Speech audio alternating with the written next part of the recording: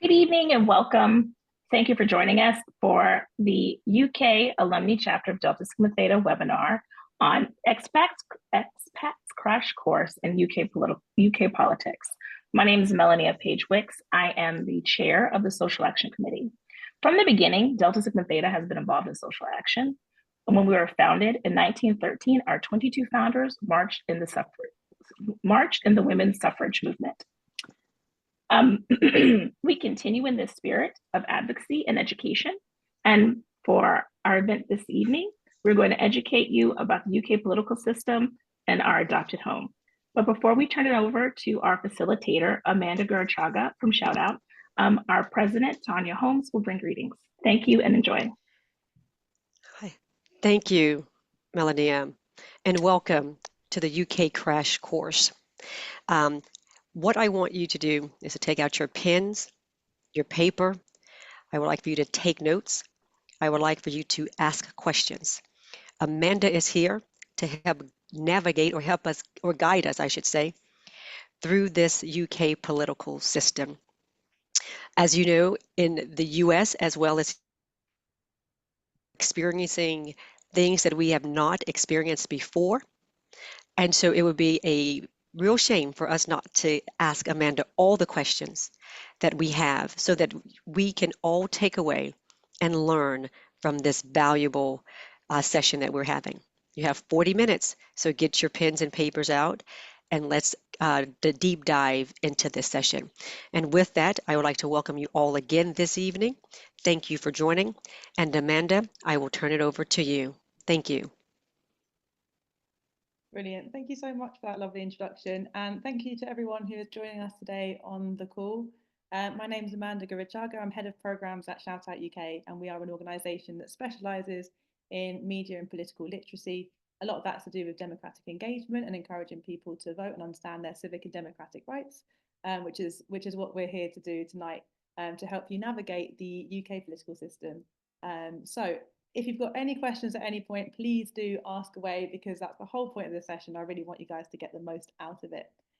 So we're going to start off with kind of a few misconceptions that sometimes take place when it comes to what the political system in Britain is like, in the UK is like. And we're going to start off with a question of whether the UK is a monarchy or a democracy, which is a question that often gets asked, especially for people who aren't used to having a royal family in their own countries. And so to kind of dispel that myth that people often have around what our monarchy is in the UK, we're going to start off with just explaining a little bit in terms of what the monarch's role actually is. A lot of people are really fascinated by our culture in terms of having the royal family, and what we have is what's called a constitutional monarchy. So we have this kind of royal family, we have the head of state, and they are a kind of symbolic figure.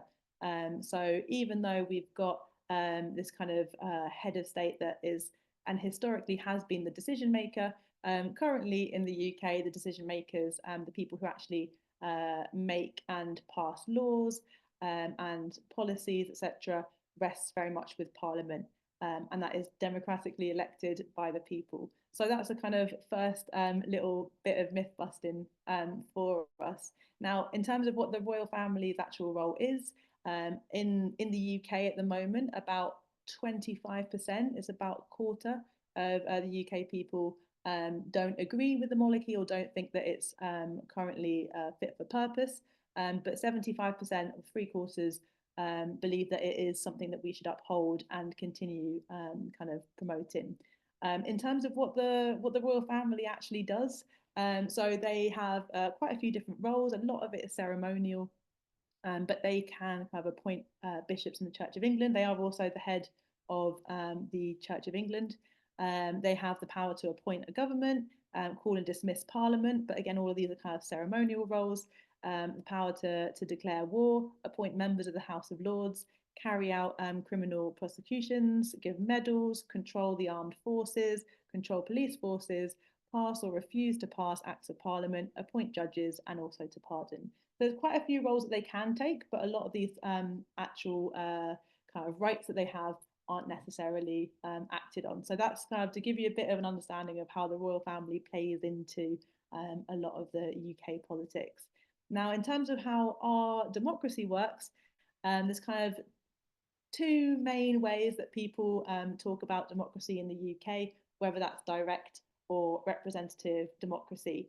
And we use a system of both of those types of democracy, but mainly we use representative democracy. So in terms of how kind of our country is structured, we have people that we elect, and they are the people that ultimately make political decisions and pass laws for all of us.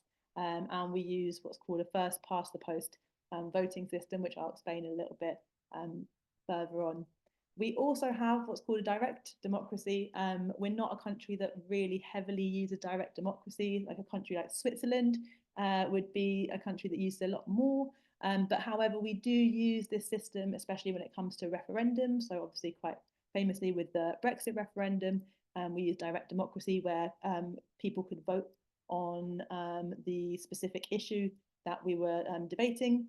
And we've also used direct democracy, for example, when it comes to Scottish independence.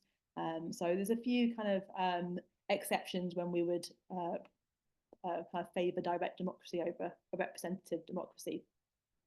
Now, in terms of how that actually works, I've got a little picture there of the Houses of Parliament. So sometimes when we're talking about kind of UK politics or decision makers, we might refer to it as Houses of Parliament. We might also refer to it as Westminster, which is the area of London where you would find the Houses of Parliament. It is where Big Ben can be found, which is the famous clock. But in those other kind of additional parts of the building, that's where ultimately you will find the decision makers of the UK. And obviously we're spread out over definitely not as big a landmass as the US, but over a fair amount of landmass, and all the kind of members of parliament from across the UK will gather in that area to make sure that all those kind of decisions are made and everyone's choices are represented. So how this actually works, we've got what's called the House of Commons, and this is what our representative democracy looks like. You might have seen images such as this before, where people have kind of burly arguments. These are often live streamed on a Wednesday around noon for Prime Minister's question times. And essentially, each seat in the Houses of Commons is representative of an area of the UK. And so there are 650 members, known as kind of members of parliament, and each MP represents their geographical area, and that's what we call a constituency. Each constituency can vote for one MP, and the role of the MP is essentially to make laws, scrutinise the work of government, and control the country's finances. You often have, so you have the kind of majority of party you'd have on one side, and then you would normally have the opposition, which would be kind of the second largest party on the other side, where they kind of challenge the current government and kind of ask questions and scrutinise them essentially. Then what happens, something else actually to mention on this is that everything in the House of Commons is transcribed. There is a kind of system for this that we call Hansard, that you are able to kind of look into absolutely any issue that you are interested in. You're able to also kind of directly check what your MP is saying in Parliament, how you're being represented. And there's some really interesting websites such as They Work For You that kind of allows you to look up and kind of fact check what your MP is saying essentially in Parliament. Now, the kind of second part of the Houses of Parliament would be the House of Lords. The House of Lords is the second chamber of the UK Parliament. These people are not elected. This is kind of independent from, and it kind of complements the work of the House of Commons, where you find the MPs. So the Lords share task of making and shaping laws. They check and challenge the work of the government. And the way that people become lords, they're oftentimes appointed. So this would be potentially through kind of religious, definitely historically it's been religious appointments. There are also hereditary peers, and there's also oftentimes appointments made by the kind of Prime Minister, and the King is the one who actually enacts that, but it would normally be the kind of Prime Minister who would create those roles.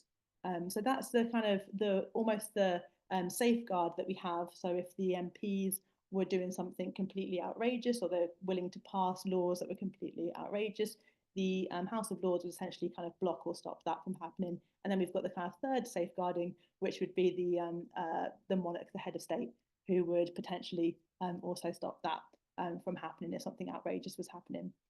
So essentially what will happen is that the House of Commons will have a bill, and then the House of Lords would kind of look at that, scrutinise it, and eventually come up with some. Oh, I've got a question. What's the purpose of Prime Minister's questions?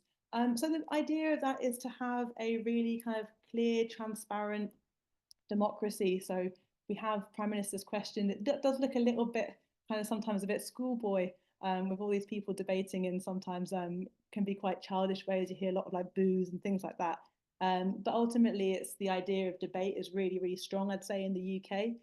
That's a really kind of embedded part of the political culture, and it's something that people take very, very seriously.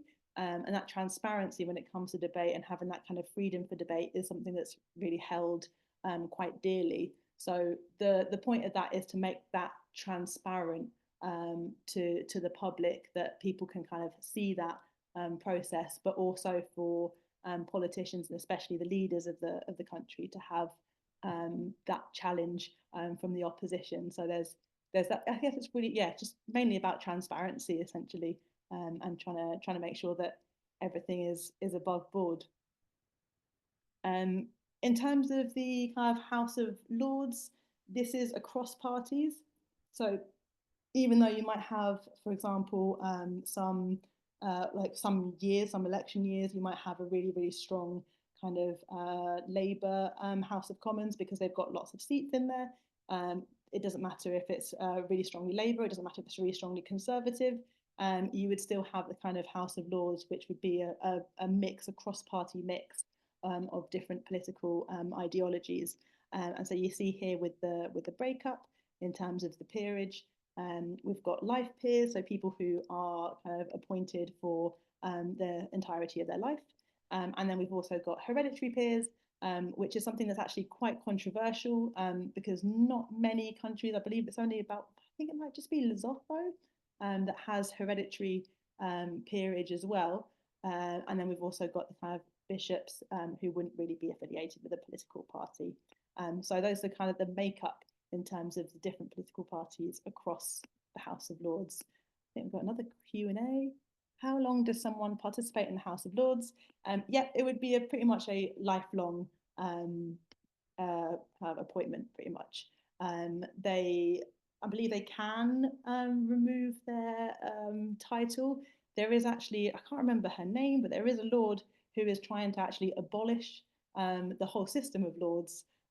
So there is kind of ways that potentially that might change in the future if there is enough pressure in terms of kind of political appetite to get rid or change some of those structures. So that's kind of interesting debate as well. I'm loving the questions, it's great. Is there a maximum size of the House of Lords? That's a really good question. I'm not entirely sure of that. I'm gonna have a little check of that in a moment because I'm not entirely sure if there's a maximum size.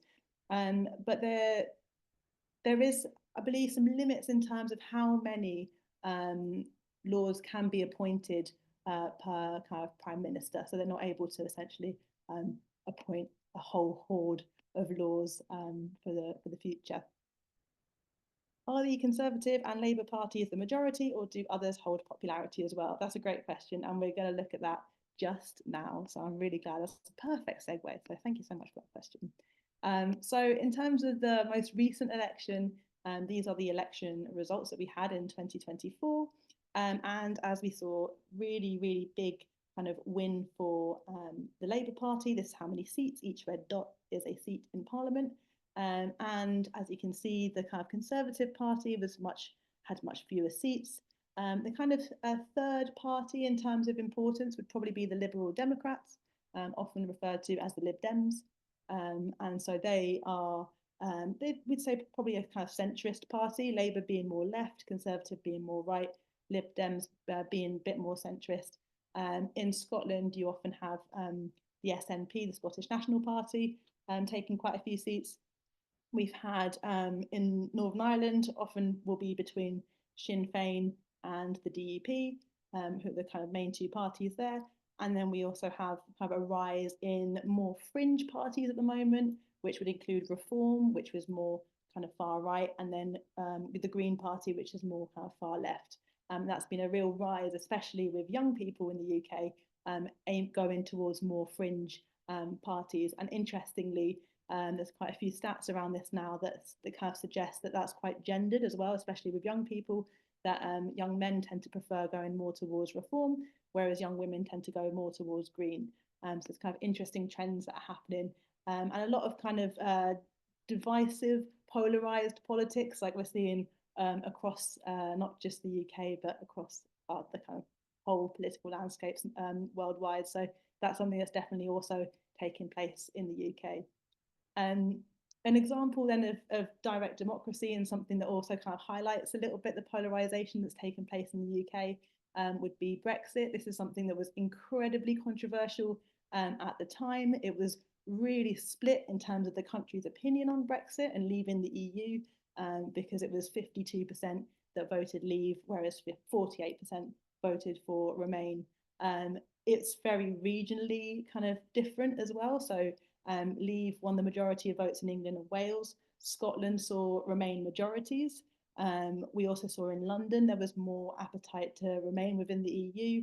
And with this kind of vote, this was an example of direct democracy where it didn't really matter about the party, it didn't really matter about your constituency. It was very much about your kind of ability to vote on that specific issue. And even now, kind of, I mean, the actual vote was in 2016 and it came into effect in 2020, but even now it's still incredibly controversial and people feel very strongly about it in the UK, kind of on both sides. It's also one of the kind of big examples, I would say, in our kind of recent history in terms of seeing how social media impacted potential like political outcomes, because there was the kind of first start to analysing essentially echo chambers within UK politics and how that kind of fed into the algorithms that social media companies are kind of using. So that was a kind of really big topic of conversation. That's one of the major elements of that conversation around Brexit. So when it comes now to elections, there's lots of different types of elections in the UK, and this can be very different as well, depending on where you are in the UK. So we're going to go through a few bits. The general election is held every 5 years. It can be held sooner, so depending on kind of if the government might hold an election earlier than that, that's sometimes the case. If there's a vote of no confidence, there can be triggering of elections as well. So there can be lots of different reasons why elections might happen earlier than those 5 years, but typically they normally happen every 5 years. And then when we have those general elections, we have what I called before the first past the post system. In your constituency, you would vote for the candidates in your area, and then your constituency as a whole would send one candidate. This means that ultimately some constituencies will have a specific party that is normally voted in. So for example, where I live right now, I live in Hastings, and that is very much a split constituency between the Labour Party and the Conservative Party. Some areas, for example, Newham in London is extremely Labour, and it would be very unlikely for you to have a candidate from any other party. In those areas, sometimes we see lower kind of voter turnout because those people feel like there's not much point in voting if it's not going to be for the Labour Party. Some people partake in what's called tactical voting as well. So for example, in some areas, if there's a kind of neck and neck between two parties, they might vote for the party that they might essentially try and vote so that the party they don't want to get in doesn't get in, rather than voting for who they actually want to get in. So there's a lot of kind of tactical voting, and again, people feel differently about those different strategies as well. For general elections, you need to be 18 and above in order to vote, and also obviously eligible, which I'm going to talk about eligibility in a little bit as well.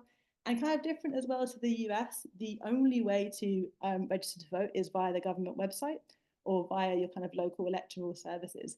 I know that in the US in particular, and in a lot of other countries as well, there's been there's lots of areas or kind of different touch points that you can actually register to vote, whether that's through kind of like your driving license updates, or kind of other touch points with the government. That doesn't actually exist in the UK. So it's quite different in that sense, that you can only register through those really specific channels. And some people think that, oh, if I am kind of paying council tax, for example, that means that I'm registered to vote.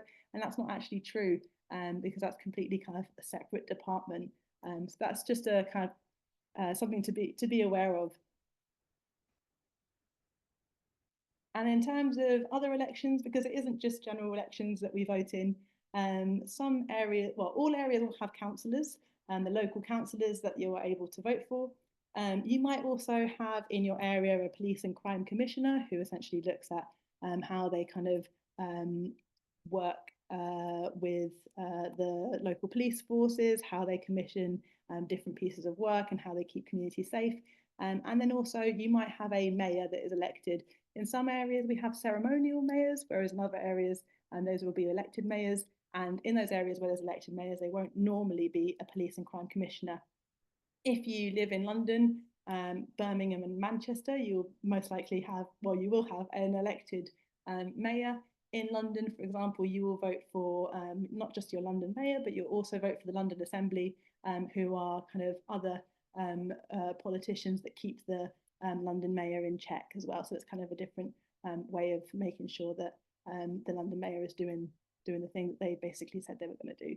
So that's just to kind of overview the different elections that you might have. And obviously you might have like a referendum where you have some kind of direct democracy within that.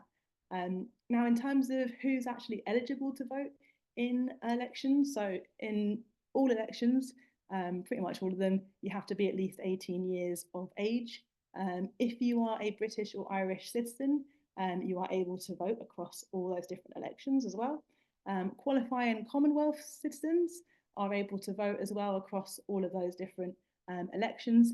And it's qualifying EU citizens or EU citizens with retained rights. I'm not going to go into what that means in a second. They are able to vote in all elections except for the general or parliamentary elections. Now, this is a little bit more complicated if you live, well, it's not complicated, but it's just a little bit different if you live in Scotland and Wales, because for the Scottish and Welsh parliamentary elections, you can actually vote from the age of 16. The question of votes at 16 is really quite big at the moment, because the current party, the Labour Party, who is running the UK right now, their manifesto said that they were pledging votes at 16. So that means that it's quite likely in the next couple of years we'll see the UK move towards extending the franchise to 16-year-olds. So that's something just to keep an eye on, especially if you know kind of any young people who are living in the UK, that's something that's potentially on the cards for them soon. If they are in Scotland and Wales, you are able to vote from 16 anyway. And also, interestingly, in Scotland and Wales, especially for the Scottish and Welsh parliamentary elections, any nationality can vote as long as they have permission to stay in the UK or do not need permission. So you don't have to be citizen of a specific country in order to vote. You can actually just vote at any kind of from any nationality as long as you're there legally. In terms of qualifying EU citizens, just to kind of give you a bit of an understanding of what that means, there are qualifying EU citizens means that you have a bilateral agreement with your country, and I'm going to go into which countries those are in just a second. Or you could be an EU citizen with retained rights.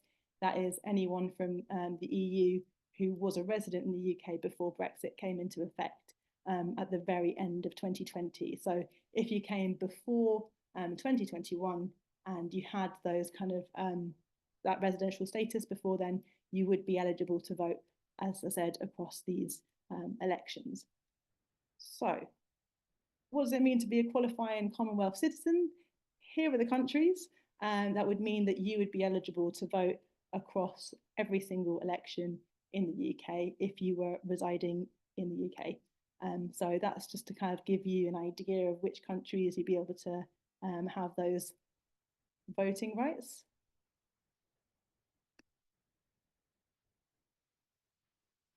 And I'm going to go into EU as well, just so you guys can see. hopefully some people are able to see the country that they're a citizen of. And we've got the kind of British Crown dependencies as well, which is interesting. A lot of people from the Isle of Man feel strongly like they are not from the UK, which is interesting as well. They're a Channel Island, not a Channel Island, sorry. They're an island between Ireland and the British Isles. We've got British Overseas Territories and also Hong Kong. These are all qualifying Commonwealth citizens. And then, sorry, moving on now to the EU countries. The countries with bilateral treaties, so that means that you can vote in everything except for the general election. The countries that have those agreements are Denmark, Luxembourg, Poland, Portugal, and Spain. So that means that those citizens can vote in everything except for the general election. And then the other EU countries, as long as you arrived before Brexit came into effect, so before 2021, you'd be able to vote in those elections as well. So that's just kind of give you a bit of an overview of that. Right, I'll move on, unless anyone's got any questions on eligibility to vote. I know that's always a bit of a tricky one. Maybe someone's out there typing away. I'll move on regardless, but if you've got any questions, please feel free to ask, because I know there's lots of complicated little kind of personal cases that take place when it comes to voting. So in terms of the election results, so as we mentioned before, we've got the first past the post system, and there's a bit of controversy, or people feel sometimes that we should have a more kind of proportional representation system where each vote kind of is counted across the whole of the UK. A lot of those conversations happen in kind of other kind of world contexts as well, of different voting systems. We just have that kind of one general election, and that is the only vote that we essentially have, unless you are a member of a party where you have voted for the leader of that specific party. You would have that one opportunity in the general election to vote. I know some countries do kind of rounds of voting, whereas in the UK you just have that one opportunity. And as we kind of see on the map, even though there's kind of up here, for example, we've got some Liberal Democrat votes or constituencies in Scotland. Over here, when we look at the kind of proportional votes, actually it's really quite Labour heavy when we kind of compare the differences across the different areas.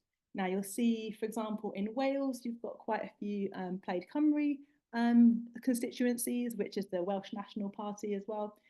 We often talk in terms of just kind of general political mapping. We often talk about the Red Wall, which is up in the north, which is kind of a really big Labour stronghold. Oftentimes London is particularly Labour and Lib Dem, whereas the surrounding areas often tend to be either Conservative and Lib Dem.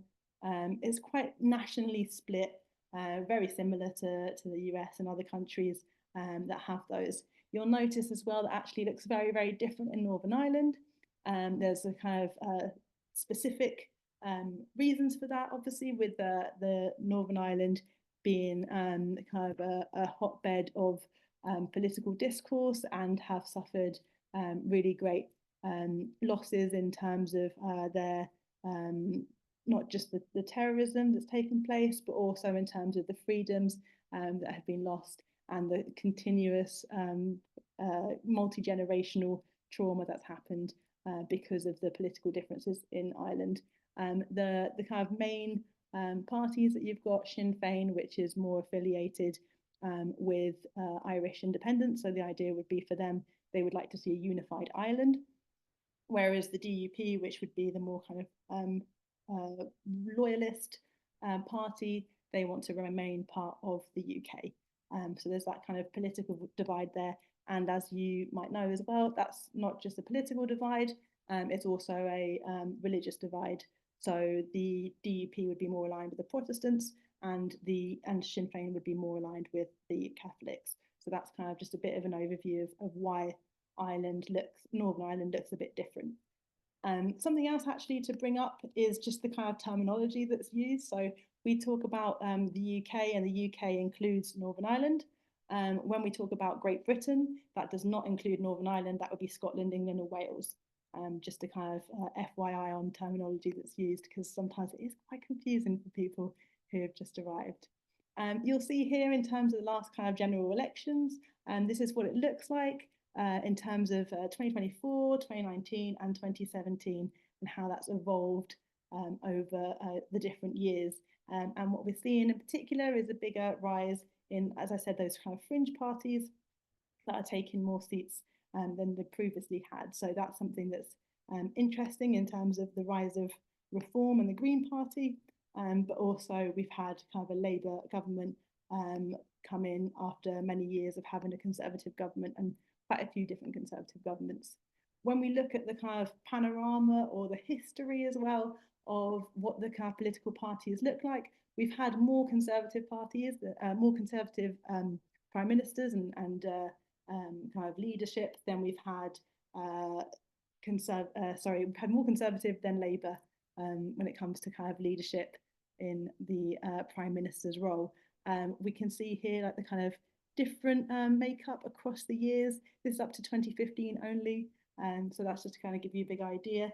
And we can see that essentially we've had kind of two major kind of swings when it comes to political changes.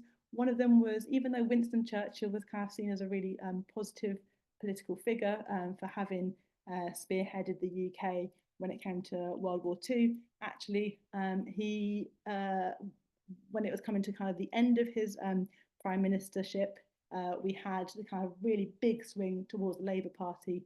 So that was the kind of the first time that they were properly in power for good, and there was kind of the establishment of the NHS, all kinds of things like that, all kind of things like that. And then we see another kind of big swing towards Labour in the early 2000s, which was Tony Blair, which is again another kind of famous figure.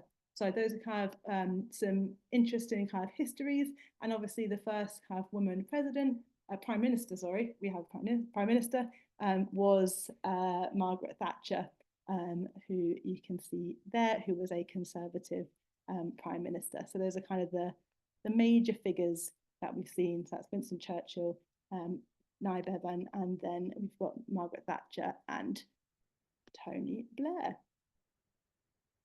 So in terms of the UK political context, I'm not sure if you're going to be able to get this. I'm afraid you can't do any commenting at the moment, but I hope you're kind of all pointing, maybe screaming at your screens to see if you can name that scandal. These are the kind of scandals that have happened most recently in the UK in like the last 10-ish years, 15 years or so. Maybe you recognise some of these people. One of the kind of major scandals that's happened most recently would be Boris Johnson and Partygate, where he was having a party with some of his colleagues during COVID, and that was a really massive scandal because obviously we were being told to stay at home. So that was kind of most recent scandal, and a lot of people accredit that to him eventually losing his post as Prime Minister. We have this one, which is Ed Miliband, who was the leader of the Labour Party, and he was eating a bacon sandwich quite ungracefully, and that is quite a famous moment as well in political history in the UK. It made headlines. It was the front page of newspapers, which is pretty crazy to think now that someone just eating a sandwich ungracefully could do that. We have also Theresa May, who actually had quite a few, not scandals, but just kind of funny moments. This one was when she was kind of dancing on her way to the podium at her conference, at the Conservative Party conference. She also had a quite famous exchange when somebody asked her what the most kind of naughty thing was that she'd ever done, and she said running through fields of wheat, which became quite viral, with lots of people kind of mocking her for that. This one down here is famously Nigel Farage, who got a milkshake thrown on him, and that's actually not the first time that he had a milkshake thrown on him. He is quite a divisive figure in politics in the UK. He's the leader of the Reform Party. And then finally over here, this is Angela Rayner, who is the Labour, she's an MP for Labour, and also quite high up in the Labour government, as you're going to see in a moment. and she was filmed DJing in Ibiza, which is a kind of holiday destination in Spain. And there was big controversy about this, of whether she should be able to do such things in quite a serious role. So these are the kind of main people that you will hear about probably in politics at the moment. Keir Starmer is our Prime Minister. You might have heard of him. We've got Angela Rayner, who is the Deputy Prime Minister, who was the one who was DJing in Ibiza. We've got Rachel Reeves, who is the Chancellor of the Exchequer. She is due to make some comments about the spring budget. So she's kind of in charge of the economics, essentially, of the country. So she will be quite somebody who's definitely in the news quite a lot in the next couple of weeks. And then we've got Pat McFadden, who's the Minister for Intergovernmental Relations. So we've got quite a few figures here that you'll likely see in the upcoming weeks, and they are all from the Labour government. Now, as we said before, there are different governments, there are different parties. So I'm not sure if you guys are with other people where you are tonight, or whatever time zone you're joining us from. But see if you are able to kind of match up the different parties to the different logos. I'll give you just a few seconds to see if you can figure those out.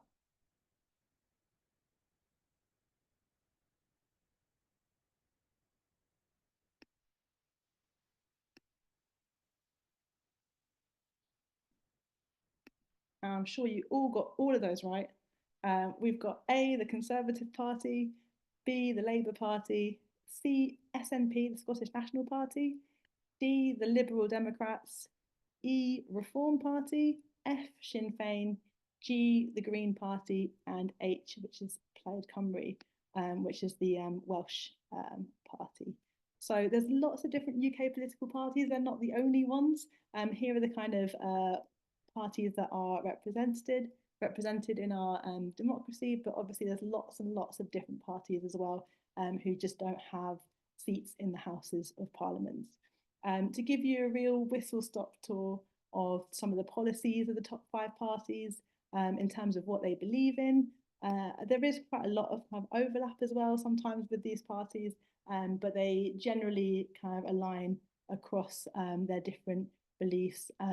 Conservative Party are often at the moment discussing a lot on migration. They also traditionally are the kind of fiscally conservative party as well. They are keen to have some kind of national service with young people as well, having either volunteering or military service as part of that. The Labour government currently they're very keen on getting NHS waiting lists down. As I said, they want to get 16-year-olds the right to vote. And there's kind of a lot on definitely to do with health, kind of GP appointments, waiting times, mental health professionals as well, and kind of other policies. With the Liberal Democrats, they're really quite keen on social care in particular, carers getting paid a little bit more than they currently are. Mental health is a really big topic at the moment for the Liberal Democrats. And also they want to end the scandal of raw sewage at the moment, which is a big problem, especially in kind of coastal areas. The Green Party, who is kind of the most left-leaning out of all the political parties that we have currently represented in the House of Commons, they are keen to increase taxes and invest. They want to change the tax system entirely for it to be fairer. They have some quite kind of radical ideas as well. Some of them are related to the environment. So they want to be net zero by 2050. They want water, energy and railways nationalised, and they want 50 billion each year in health and social care. So there's that's kind of the overview for the Green Party. And then Reform, which would be our kind of most right-leaning party that's currently represented in the House of Commons. They are really quite hot on immigration in particular. They want to stop non-essential migration completely. They want to leave the EU Convention on Human Rights. They think that the NHS is not currently fit for purpose and needs a radical rethink. And they want to raise the level of tax threshold to £20,000. So they've got quite a lot of kind of differences across the parties, and there's like lots of kind of different opinions about what's actually going to work. Obviously now having the Labour Party in Parliament, we have an organisation called Full Fact, and they do fact checking of all the manifesto, the data that the Labour Party kind of put out at the beginning, saying the things that they were going to do, what they were going to cut things by, how much they were going to improve things by, and Full Fact kind of checks that. They're kind of fact checkers generally, so they are checking that currently, and it's quite an interesting way of seeing how the government is performing. So in terms of also not just the kind of the way that we have our structures in terms of the House of Parliament, there's also something that we call devolution. And that is really important, especially to understand UK politics. So this is where we kind of move power away from the centre and we give it to regional or local government. That's quite similar in a way to how the US also structures their systems.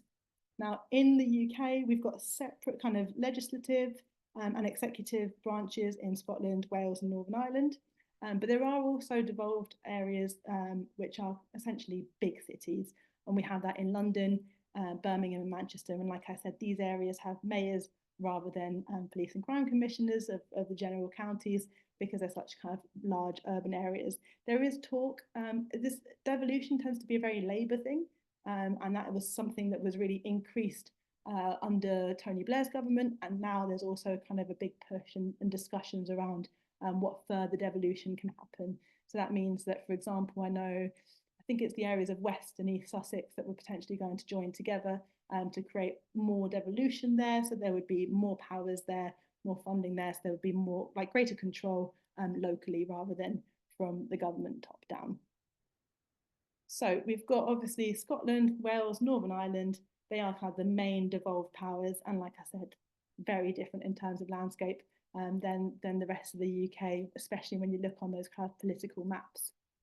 Now, as I mentioned before, Irish independence is a kind of has been a massive issue, and there's still kind of the scars of that to this day.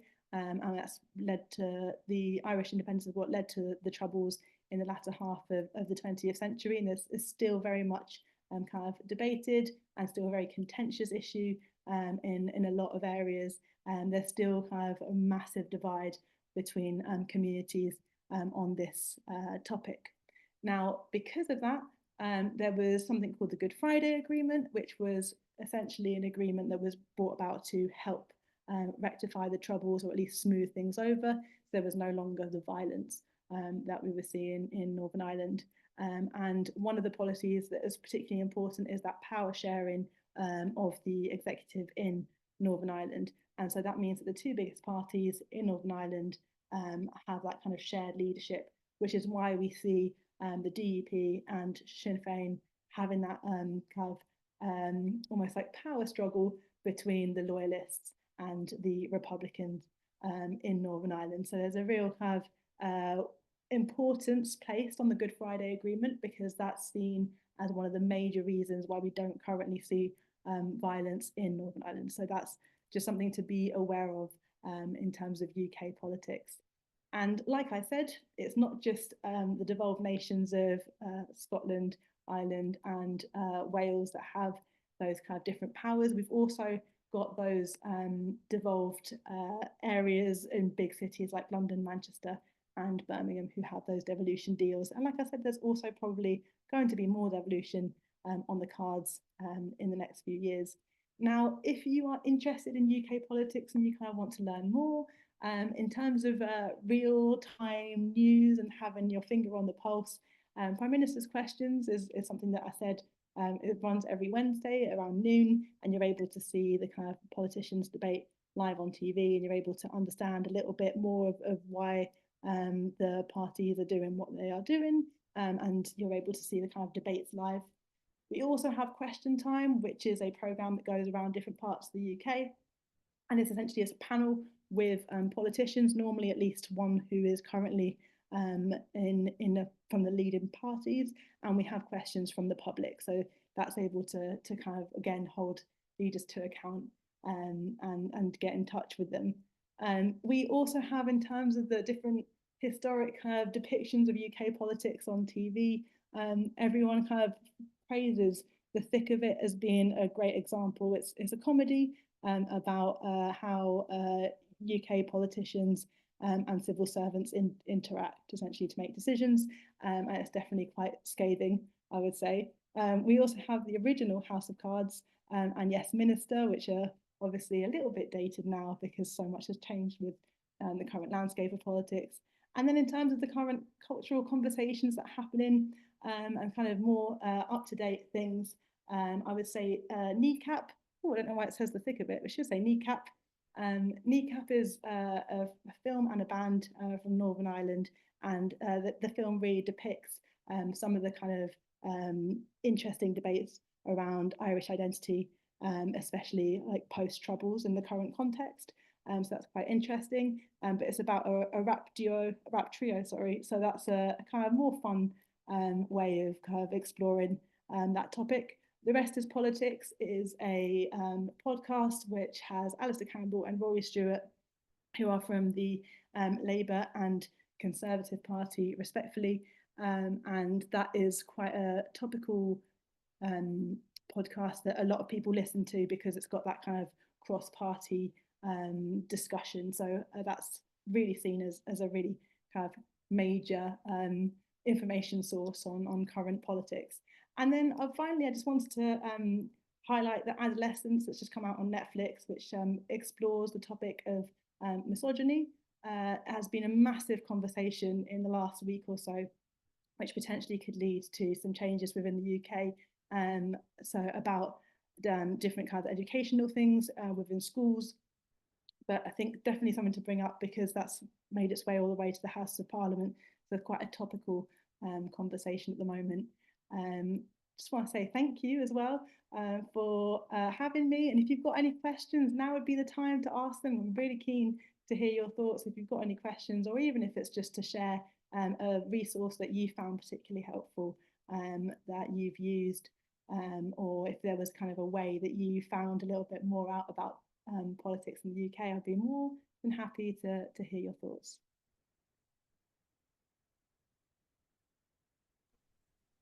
Awesome. Thank you so much, Amanda. Please, everyone, please feel free to ask any questions as we wait. But I did have a question actually, if that's talking about very eye-opening to see about the people that can vote, because I had no idea about the Commonwealth thing in terms of people that are citizens. So one question in relation to that is how people can get involved outside of voting. Is especially if someone's like a non-UK citizen, how can they get involved in the political system without voting on a local level or nationally as well? Absolutely, that's a really good question. There's lots of different ways that you can exercise your civic and democratic rights. So one of the things that you can do is start or sign petitions, and official petitions are only on petitions.parliament.uk. Change.org and all those organisations are great, but they actually aren't official petitions. And if your petition reaches 10,000 signatures, and it has to be debated in the Houses of Parliament, and they will respond to that petition. So it is a really, really valuable resource. Also, peaceful and legal protest is something that's really important for our democracy. So that's definitely something you can always take part in, no matter your eligibility to vote. Obviously, writing as well to MPs, to politicians. That's another way of engaging with people who are the decision makers.